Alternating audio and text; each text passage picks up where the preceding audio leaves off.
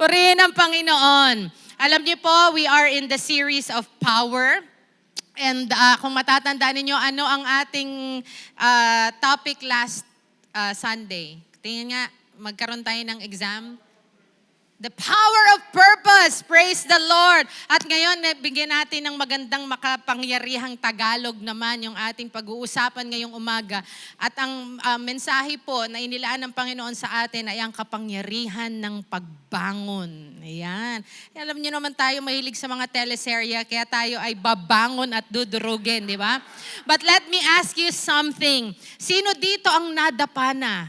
Siyempre, yung mga nadapa na bago tinulungan ng kaibigan, pinagtawanan muna. Ano? Pero yung mga nadapa, hindi lang yung nadapa, yung mga nadurog, mga nabigo, at mga napahiya. Yung akala mo, sasabihin mo sa sarili mo, ay, ako na talaga to, para sa akin ito. Feeling mo, ikaw na, pero ikaw pa lang unang babagsak. And let me talk to real people today. Hindi lang yung sasabihin, oh, ito para sa akin. Kasi pag sinabing real people, sila yung mga hindi perpekto, hindi mga religious, hindi yung mukhang okay. But I'm talking about people who actually failed. Amen? Because this message is not for the perfect. This message is for the ones who need to get back up. Yung mga kinakailangang bumangon, kinakailangang tumayo sa ating buhay. Manalangin po tayo. Panginoon, samahan mo kami ngayong umaga at marinig at maramdaman namin ang puso mo para sa amin. That Lord, your heart for us is not to condemn us when we fail, not to judge us, Lord, according to our mistakes and failures and weaknesses and faults. But Lord, you see us, Lord, with the eyes full of love. Tulungan mo kami, Panginoon, na makita ang biyaya mo, that we will take the available grace, Lord, to get back up and to fight again and to swing again our sword. We thank you, Jesus, sa pagsama mo sa amin ngayon. Banal na Espiritu, ikaw ang magturo sa amin ng iyong salita at ng iyong puso para sa bawat isa. Sa pangalan ni Jesus. Amen at amen. If you have your Bibles with you, you can open it with me to Matthew chapter 26. And I will be reading in Tagalog in verses 31 to 35. Ang sabi po dito sa talata, sinabi ni Jesus sa kanila, sa gabing ito, ako'y iiwan ninyong lahat. Ito yung in the Last Supper, nagsasabi ang Panginoon, iiwan sila at dahil pinahahayag ng Diyos ang pagtalikod ng marami sa Kanya at ang kinakaharap niya sa krus ng Kalbaryo. At ang sabi sa talata, sa gabing ito, ako'y iiwan ninyong lahat, gaya ng sinasabi sa kasulatan. Papatayin ko ang pastol at magkakawatak-watak ang mga tupa. Ngunit pagkatapos na ako'y muling mabuhay, mauuna ako sa inyo sa Galilea. Sumagot si Pedro, kahit na po kayo iwan ng lahat, hindi ko kayo iiwan. Sumagot si Jesus, tandaan mo sa gabiring ito, bago tumilaok ang manok, 3 beses mo akong ikakaila. Ngunit sinabi ni Pedro, kahit na ako'y patayin kasama ninyo, hindi ko kayo ikakaila. Ganon din ang sinabi ng lahat ng mga alagad. Nandito si Pedro, he is brave, he is bold, matapang, maingay, and confident. At ang sinasabi ni Pedro sa Panginoon, Lord, hindi kita iiwan, kahit iwan ka nilang lahat, ako hindi. Ang translation nito sa atin, in our generation, parang sinasabi natin, Lord, iba ko. Ibahin mo ako, Lord, hindi ako gaya nila. Hindi ako katulad ng aking mga kapitbahay o katulad ng mga churchmates ko, Lord, na pag konting problema, iiwan ka. Lord, hindi ako babagsak. And Jesus said to Peter, Peter, bago tumilaok ang manok, itatatwa mo ako ng 3 beses. And we have seen Peter's failure during that time because we know the story. We know what happened. Kakatapos lang po ng mahal na araw at maraming nagpaulit-ulit na kwento ulit ni Jesus dun sa ating telebisyon. But you see, you cannot afford to stay down after failure. Alam niyo si Judas, nung siya'y tinatwa niya ang Panginoong Jesus, ipinagkanulo niya si Jesus, what happened to him was that he committed suicide after. At yung pagkakabigti niya pa, di ba napaka-weird na nagbigti siya sa kanyang leeg, pero ang bumuka yung kanyang ang lumuwa, yung kanyang mga bituka. You know, But when you have failed like Peter, you know what happened to Peter after all that has happened to him? Ang nangyari, nagkaroon siya ng pagbangon and he was launched back to ministry. You see, you cannot afford to stay down after failure. The moment of your deepest betrayal could be the very setup for your greatest comeback. Amen? Pero ang pagpili ay nasa sa inyo. Is it your choice to wallow in shame or accept a second chance? It hinges in one final decision that you will have to make. Kayo ba ay babangon mula sa pagsubok? Kayo ba ay tatayong muli? What if God is not looking for perfect record? Pero ang hinahanap ng Panginoon is your willingness to try again, to stand again, and to swing your sword again. And today, let me share with you three quick points. Important points about failure at yung kapangyarihan ng pagbangon nating muli. And I believe, many of us, if not all of us, need to hear this message. Gaya ng kung paano tayong umawit kanina, nangusap ang Panginoon, hindi nagkulang ang Diyos. Maaring ikaw ay umabot sa panahon ng pagkalugmok, pagkadapa, pagkawalang-wala sa buhay, pero hindi nagkulang ang Panginoon sa iyo. At ang biyaya niya ay sapat-sapat para ikaw ay bumangon ulit, tumayo ulit at lumaban ulit.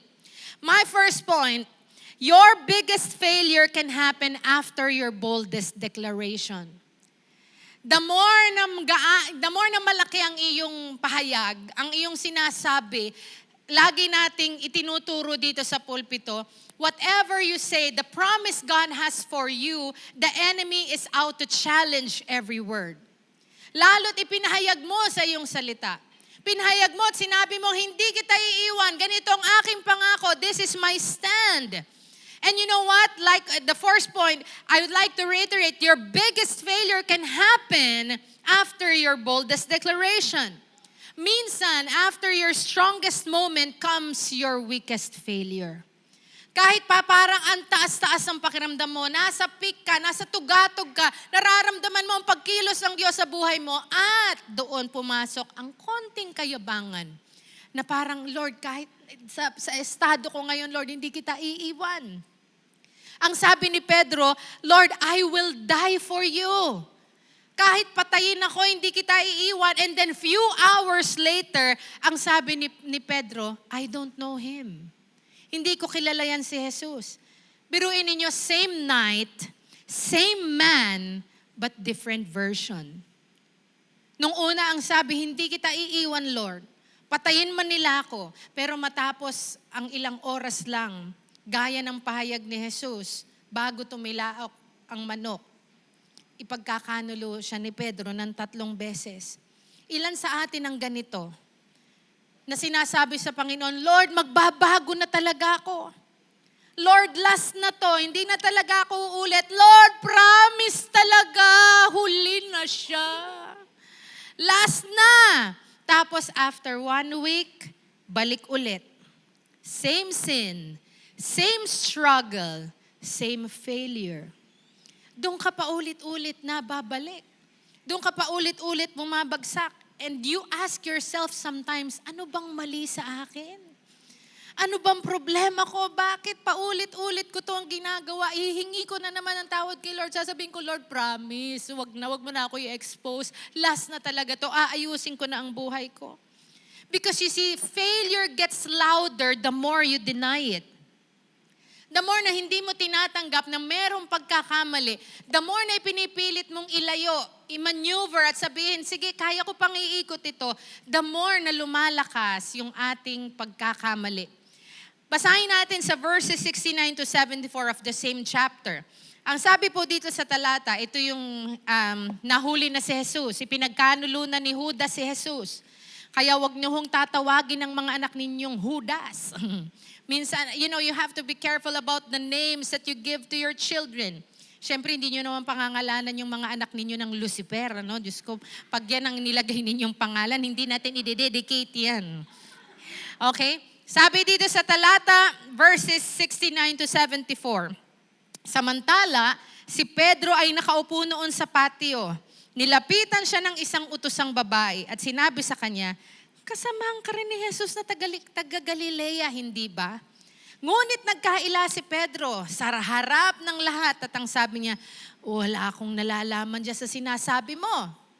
Pumunta siya sa may pintuan, lumipat siya kasi may isang marites doon. Uy, kasama ka niyan, di ba? Sabi ni Pedro, wala akong alam sa sinasabi mo, tumigil ka.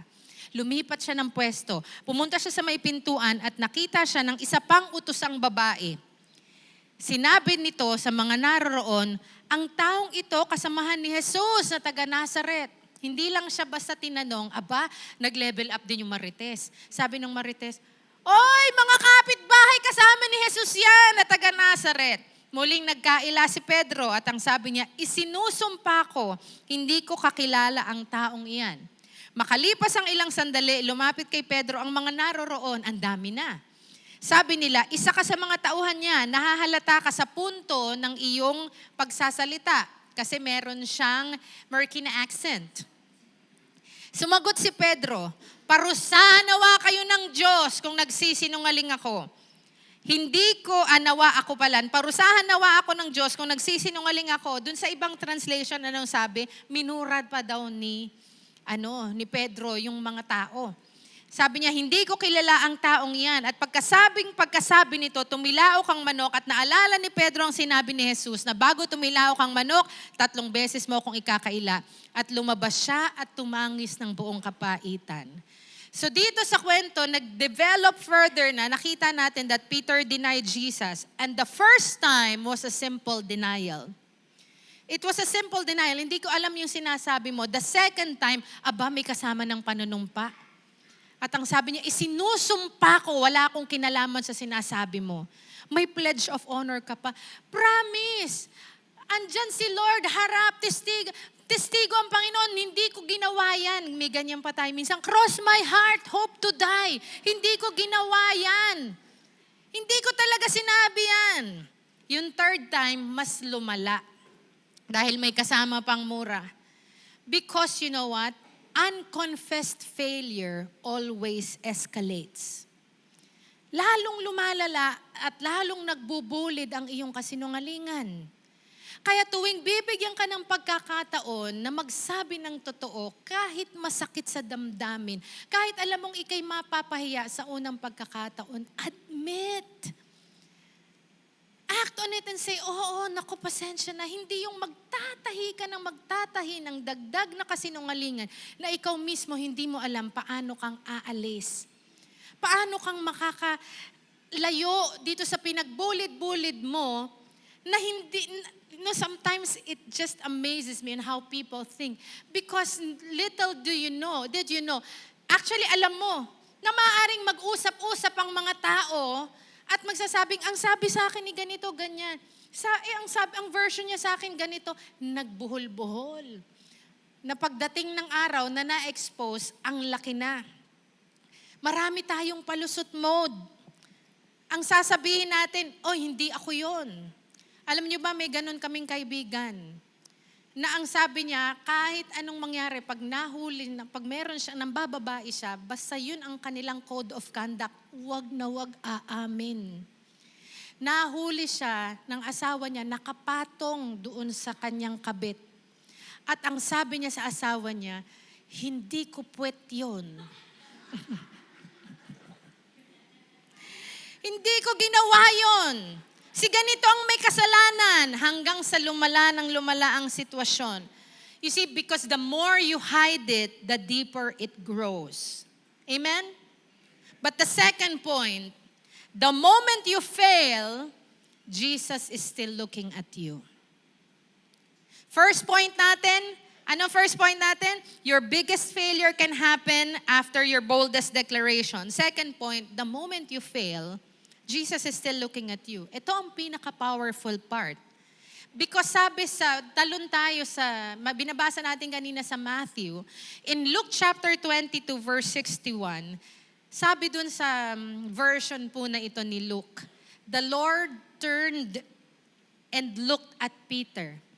Ito yung hinahataw na ang Panginoon, nakabayubay na ang Panginoon sa krus ng Kalbaryo.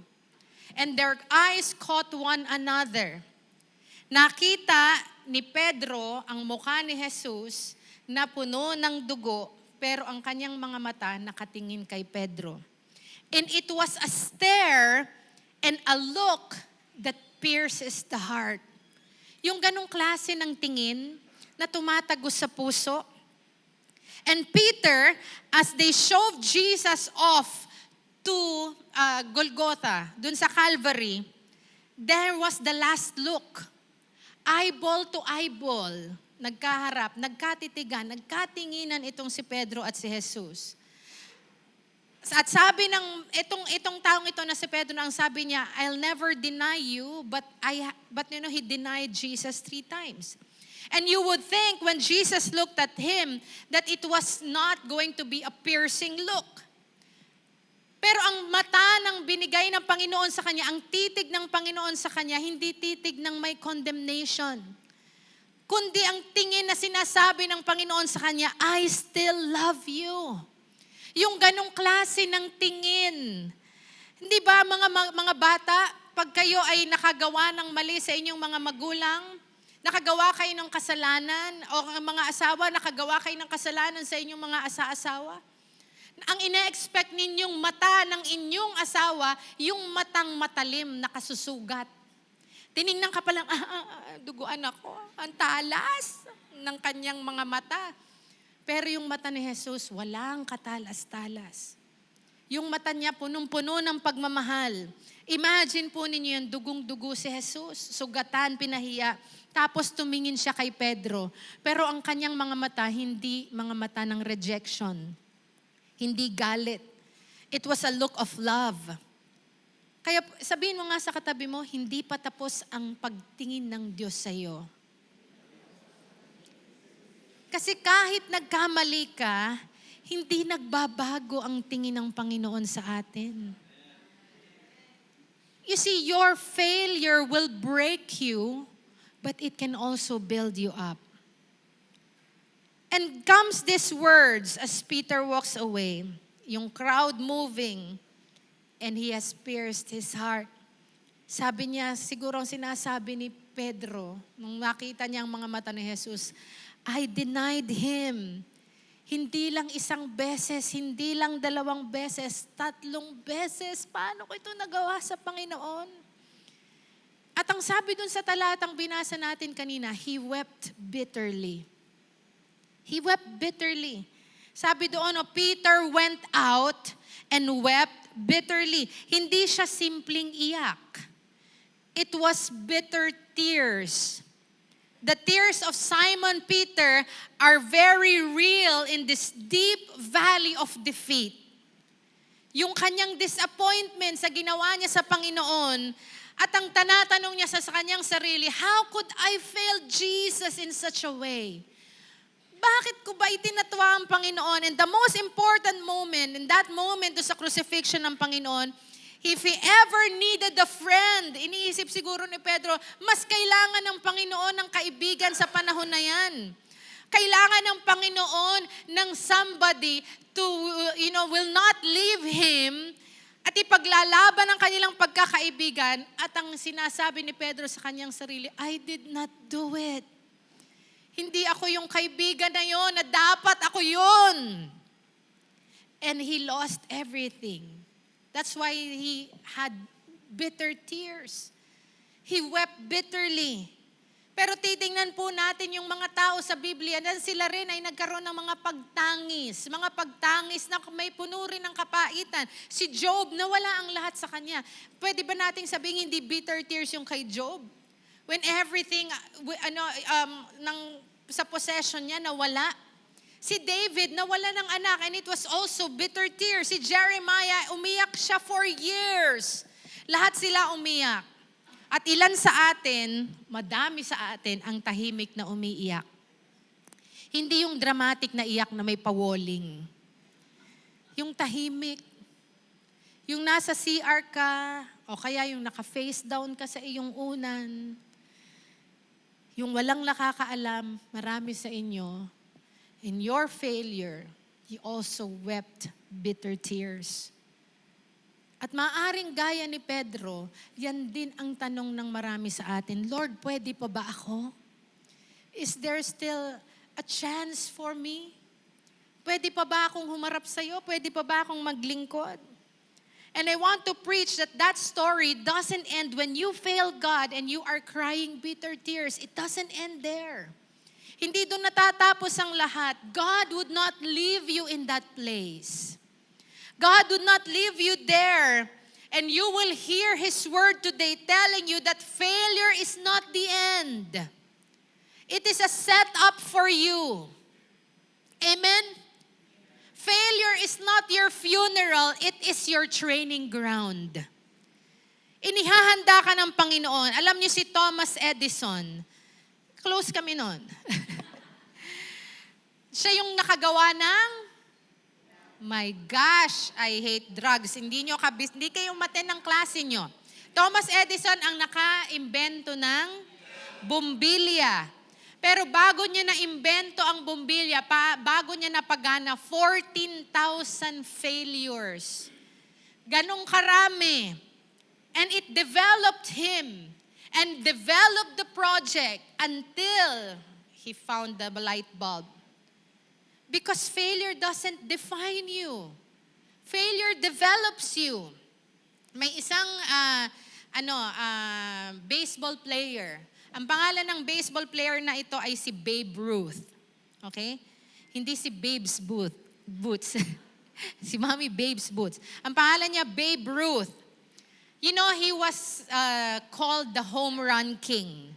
Kasi meron siyang swing na talagang nakapag-home run. Pero alam niyo ba, tinawag din siyang strikeout king. Kasi ang dami niya ring strikes. Alam, ang lesson dito kay Babe Ruth, if you stop swinging, you will stop winning. Kaya patuloy ka lang sa pag-swing ng bat. Patuloy ka lang sa pag-swing ng iyong sword. Patuloy kang bumangon, ilang beses ka mang madapa. Dahil hindi yan ang magsasabi, yung kahinaan mo, pagbagsak mo, magsasabing katapusan mo na, wala ng pag-asa.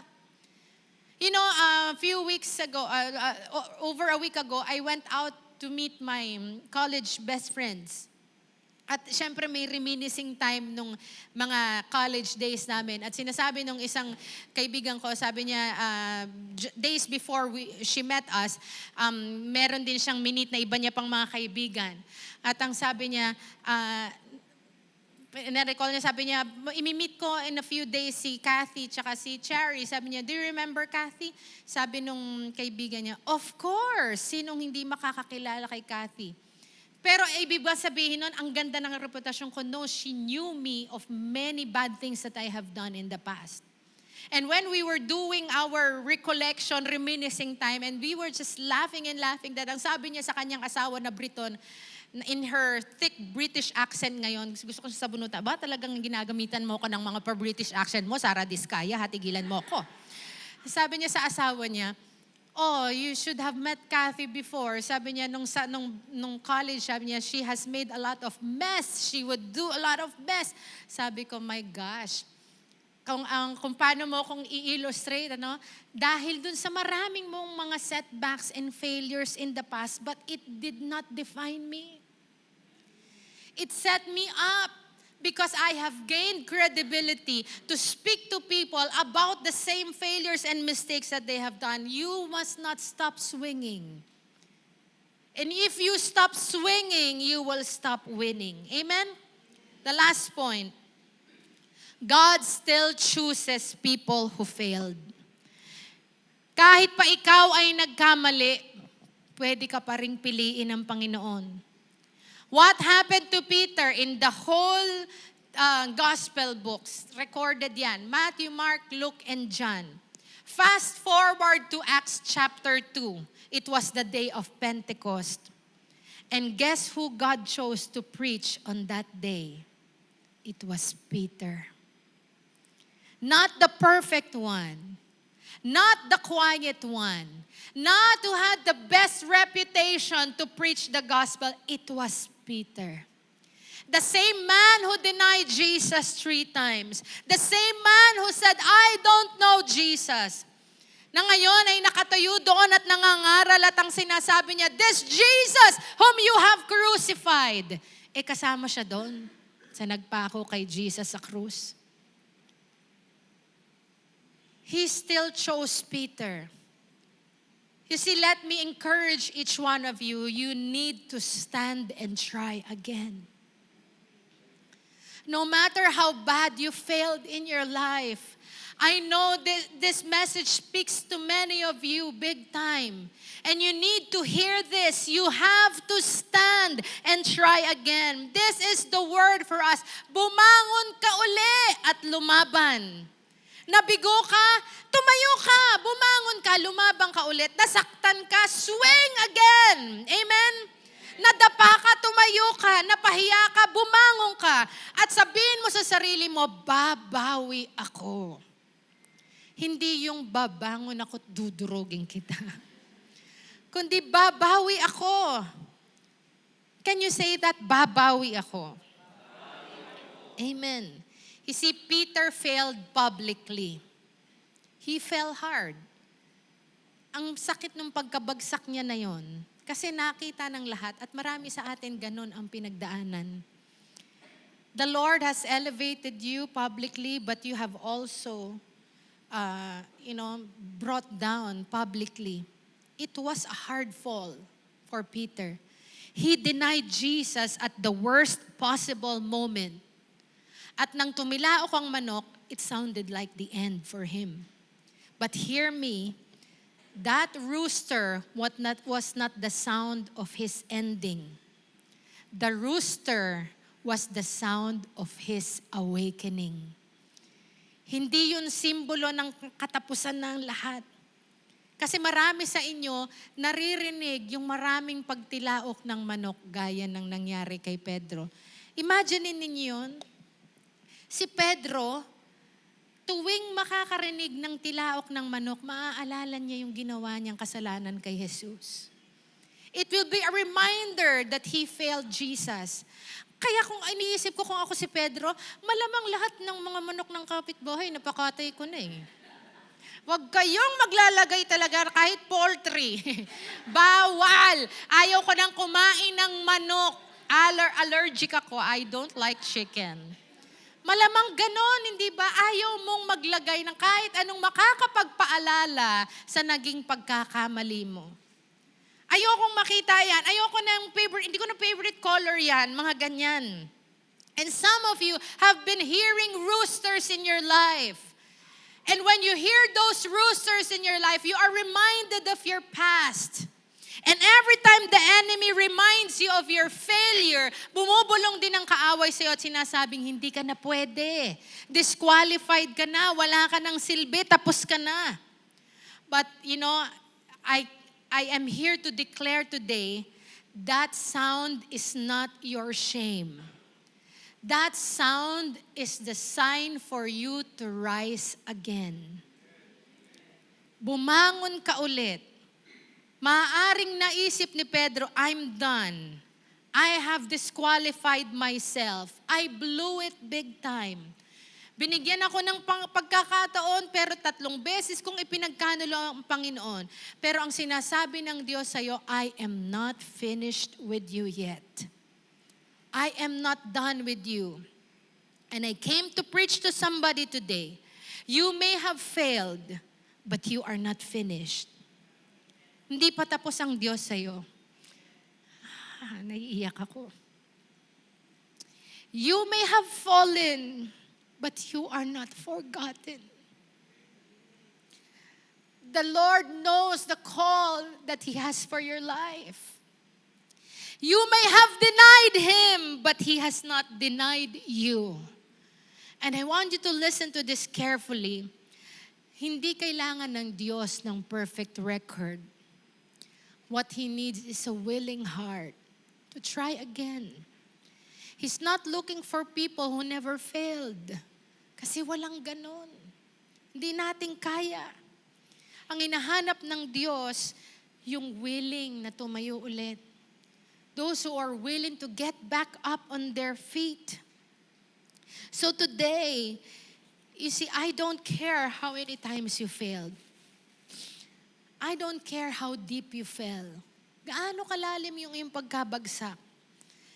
Hindi mahalaga kung gaano karami yung manok na tumitilaok sa inyong isipan, sa inyong pandinig. And there is only one important question for us all. Are you going to stand back up? Are you going to swing your sword again? Swing that bat again, gaya ni Babe Ruth. Babangon ka ba ulit? Will you stay down? O ikaw ba'y babangon? Because the same Peter who said, I don't know him, is the same Peter who stood up and said, Jesus is Lord. And if God can use Peter, who denied Him 3 times, He can use you. Kung kaya ni Pedrong bumangon ulit, kaya nyo. He can use you. If God can restore a broken disciple, He can restore you too. Praise the Lord. Lord, salamat sa biyaya mo. Salamat sa habag mo. If God can turn failure into fire, He can do it in your life. Kayang baguhin ng Panginoon ang lahat. Kaya anong yung kailangan natin gawin? We have to shake off the shame. Yan ay mga sinasabi ng kaaway sa atin na mamumuhay tayo sa kahihiyan. Ang laging sasabihin, naka-attach na yan sa pangalan mo, yung iyong mga ginawa, itong mga kabulastugan mo. Kaya I still carry that. People are surprised that I'm pastoring a church. Dahil ang alam nila kung anong reputation ko when I was in college. Ito si PK na siya ngayon, Pastor Cathy na siya ngayon. Doesn't make sense. And we have to make this declaration to shake off the shame, to break off the guilt, and to silence the lies of the enemy na palaging bumubulong sa iyong isipan. And you have to say this in your heart, hindi pa tapos ang Diyos sa akin. Hindi pa tapos ang Panginoon. Your story is not yet over. Your calling is still alive. Amen. Your purpose is still waiting. And today, you are getting back up. Amen. Tumayo po tayong lahat. And I want us to sing that song, the song that we sang earlier. And would like to take advantage, while Pastor Ed is also here, we will, make an altar call today. If you feel like you are Peter, one way or the other, you have failed God. I want to tell you, hindi ka tinawag ng Diyos para mamuhay sa kahihiyan. Tinawag ka niya para bumangon. Tinawag ka niya para lumaban ulit. Tinawag ka niya para patahimikin ang lahat ng mga gumugulong mga boses sa iyong isipan at maniwala ulit sa panawagan ng Panginoon sa iyo. Your story is not over. Yes, you may have failed. Yes, you keep failing. All the more you need the grace of God. Every day we want to be dependent to the Lord and say, Lord, I really cannot do this on my own. Hindi ko kayang pamahalaan ang aking sarili. Lord, tulungan mo ako. Babangon ako, tatayo ako. Pero Lord, tulungan mo akong ihakbang ulit yung aking mga paa. And I pray that we will be more dependent to God. He's calling you. He wants to restore you. That you will not live in shame. You will not live in defeat. You will not live in that anxiety and discouragement, even to the brink of depression. God is calling you back. And if you feel this message speaks to you, and you want to say, yes, Lord, I want the grace. I want that grace. I'm receiving that, Lord. I have dealt with this shame for a long time. But Lord, I want to get back up on my feet. You can come to the altar. We are going to pray for you. You can run and say, Lord, eto ako, I don't want to deny anymore yung failures that I keep doing in my life. But Lord, I am here. I acknowledge, Lord. And I want to receive that available grace. Come, you can come forward. And our pastors and leaders will be here to walk alongside you and pray for you. Come on. Hallelujah. Lord, salamat sa iyong salita ngayong araw. Salamat, Lord, kasi hindi mo kami nihusgahan sa aming pagkabagsak.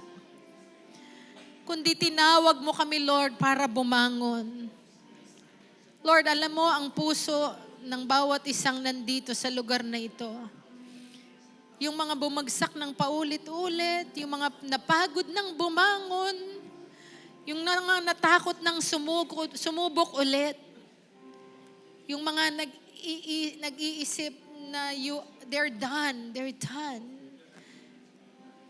Pero ngayon, Panginoon, binabasag mo ang mga kasinungalingang ito.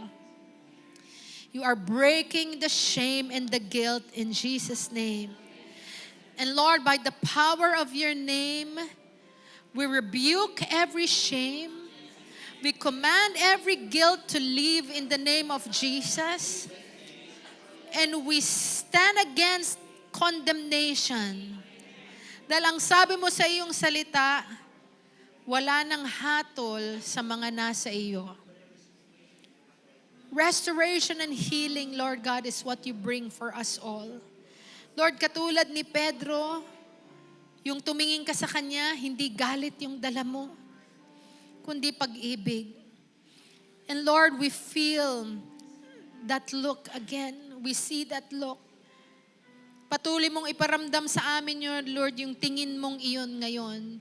Yung tingin na nagsasabing, anak, pwede ka pang bumangon. Pagalingin mo, Lord, yung mga pusong sugatan. Ayusin mo yung mga isip na naguguluhan. Palakasin mo yung, Lord, yung loob ng mga nanghihina. And today, Lord, we ask that you will give us the grace and the strength to get back up on our feet. Kahit nanginginig, nanghihina, babangon kami. Kahit natatakot, babangon. Kahit hindi sigurado, babangon.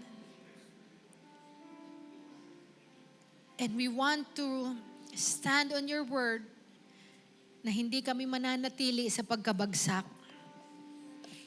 And I declare over your people today, Lord, ang mga nadapa ay tatayo ulit. Ang mga nawala ng pag-asa ay magkakaroon ulit ng pag-asa. Yung mga huminto at tumigil ay gagalaw ulit. Yung mga bumagsak ay babangon ulit.